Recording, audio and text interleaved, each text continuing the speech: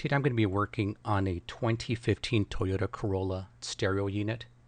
The issue is that the touchscreen is not working. It doesn't respond to the touch, and if you do touch it, it's not calibrated. And there's no way for you to calibrate because it's impossible. So you would need to either replace the head unit or swap out the screen. And that's what we're going to do today. We're going to swap out the screen. So in order to do that, we need to take off this trim. Go ahead and just pry it off. It's held in by a bunch of clips. Just be careful not to pull it too far out because we do have two connectors. One for the passenger airbag indicator and the other one for the hazard lights. So pull it, but don't pull it too hard.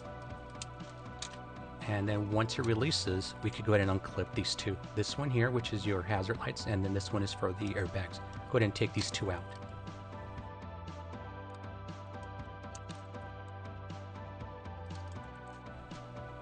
Okay, so go ahead and take this off and set it aside. We don't need it anymore. Now we have four 10mm bolts we need to take out, so go ahead and take these out, and that will let you pull out the whole unit. Alright, now go ahead and pull it out, and we have more connectors in the back, so be careful not to pull it out too hard. And we're going to remove all these connectors. You just pinch and remove. So go ahead and take them all out.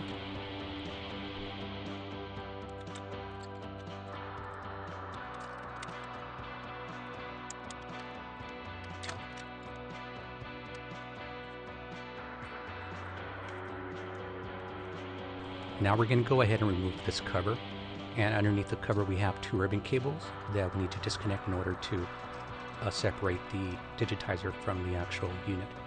So go ahead and do that.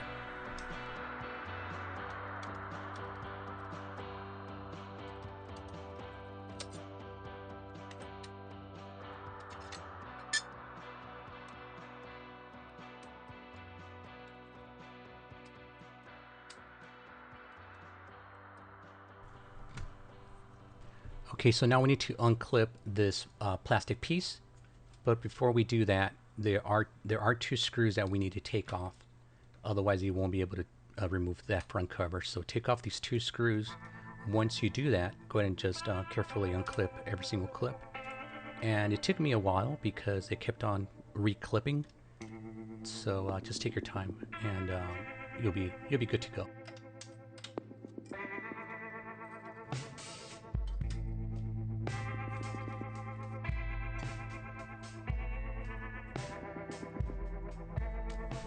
Okay, so here is the unit we're going to be working on. Let's go ahead and remove some screws and ribbon cables.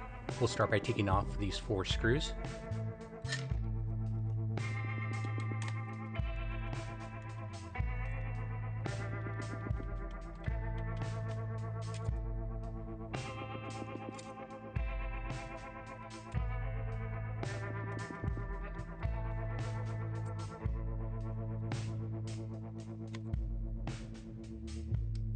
Now let's go ahead and disconnect these two ribbon cables. Lift a little flap and they should release.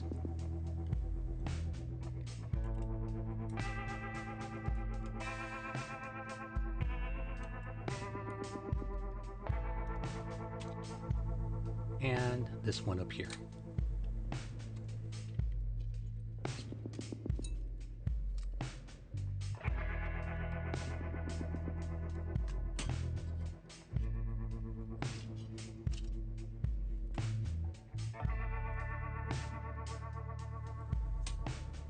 So here's a unit. We have one more ribbon cable we need to remove, so go ahead and take this out.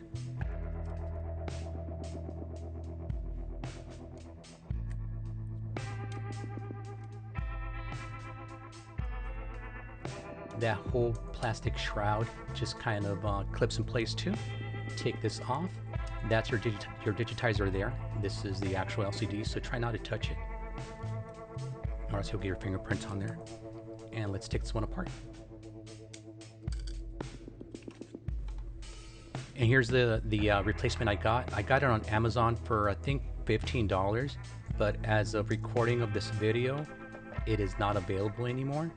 They have comparable ones for about $25, but I'll link them. I'll link the one I bought and to see if it comes back in stock, and then I'll link an alternative if you want to pay the $25 for another one. But they'll be both in the description.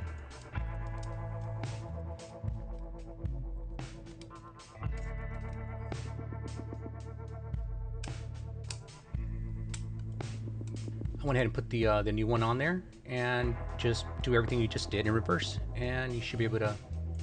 I mean, it's pretty straightforward. So I trust you. You can do it.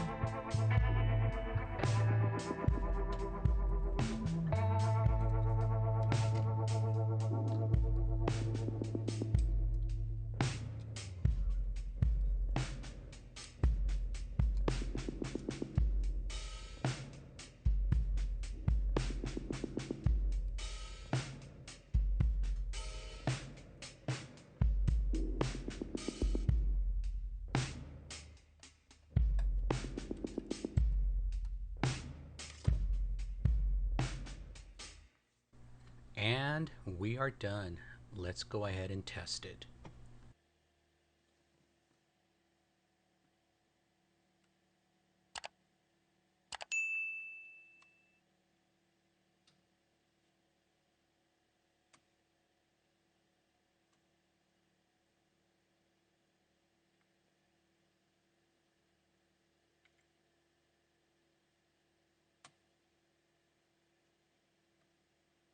Success.